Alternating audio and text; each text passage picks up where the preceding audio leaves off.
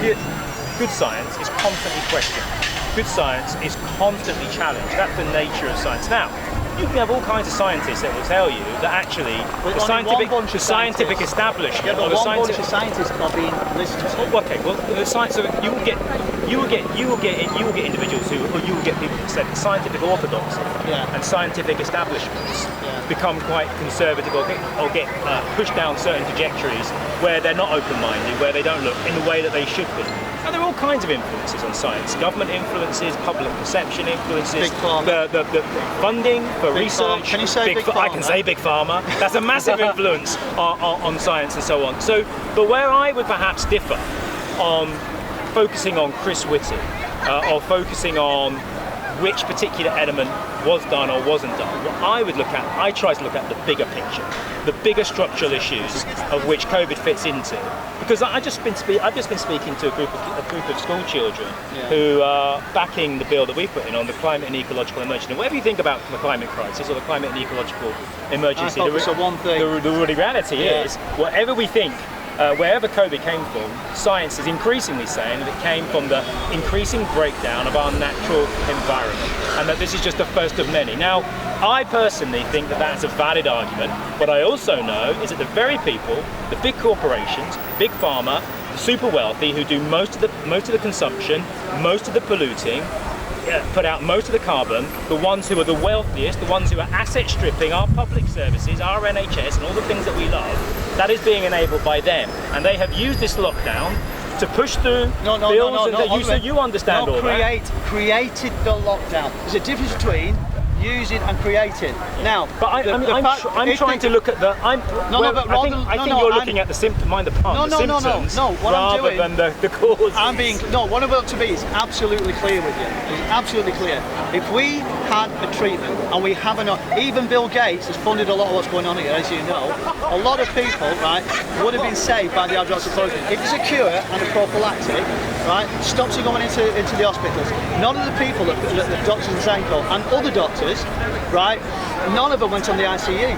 So there was needless deaths for something that this government prohibited on the word of Chris Whitty. Now, Chris Whitty's going to be in a position now to allow the vaccination of 12 to 15-year-olds. Now, the children are my main concern. Forget politics, forget climate change, forget anything else. If it starts with a lie, if it starts with Chris Whitty's got his hands on a report where people died or murdered or even at the very least medical malpractice, then that needs to be investigated. And we need you, Chris, somebody like you, to get behind it and get an inquiry. So I've tried 13 times I've been arrested to get to the truth, right? And 2 times in court when they won't allow me in court to get the truth in.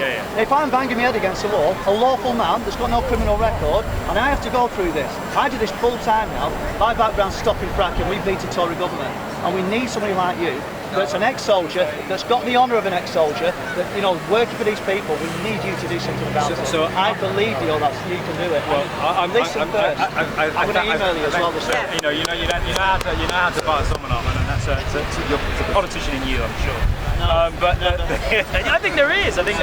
But I think look, one of the things that you'll find, there are MPs inside there who understand that we don't live in a democracy, we live in an oligarchy, increasingly an oligarchy. Well, our democratic system is broken, our politics is broken. There is a crisis of democracy, nationally, internationally. We might disagree on what the causes of that are, what are symptoms and what the structural causes of that are, but know that there are lots of MPs, there are lots of people inside the Labour Party and other political parties that understand that and are fighting it. We might not be fighting on this particular issue, we might not agree with everything you're doing, but we understand that there is a structural issue with our democracy. If you can get behind an inquiry or an investigation about the hydroxychloroquine, this now can absolutely destroy this government. It's fundamental that they brought a report in and manipulated that by funds from Big Pharma to bring in the lockdown that devastated businesses, people, elderly going in. We all know this, right?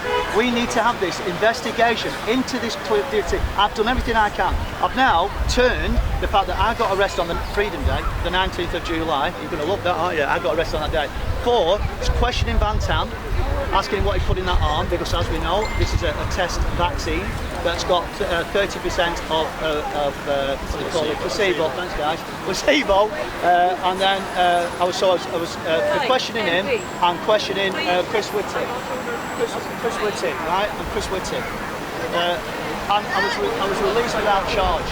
And I turned it round and said, hold on, that's not good enough. I've been accused of harassment. I was in your cells for 24 hours, and now I've got a card. Now I can't do everything myself. I'm just one guy. But you've got lots of people. No. But we need you. We need you. So I'm going to need the trade unions. Listen. All I'm going to say is thank you. Thank you. So I'm going to go back inside now because thanks for stopping. Listen, thanks for stopping. I don't have to agree with everything, but I can listen, and there is common ground. I might not agree on your approach on the science of it. I've had my vaccine. No, it's not the science. I want to listen. I think people should listen. We don't have to agree, but I think one of the things about I have heard you. And one of the good things about a decent democracy is that we listen to one another with respect. We don't have to agree, but that we can go on, and then we will find areas of agreement. I think we already have found areas of agreement that working people in this country are being systematically undermined by big corporations and the wealthy and this government. Now, how that manifests itself, we may disagree. So can we leave this conversation? Because I really, can we? Just 1 minute. We need it live. 1 minute, guys. Can we leave it on this, right? That you will do all you can to investigate or get an inquiry into this particular fundamental thing that we had a treatment, even Bill Gates admitted, we do not need the lockdown. And that was it. The economy crushed, and the man that's making the decision, Chris Whitty, is now tainted. If we prove that, all this goes away. It's not just an opinion. I think you understand that gravity. They're coming for me. We need a live public debate Sorry, as well. We do want a live public debate. Our specialists against theirs. My job and everything. All right. Thank you. Well done. These are well done. That was very, very well done.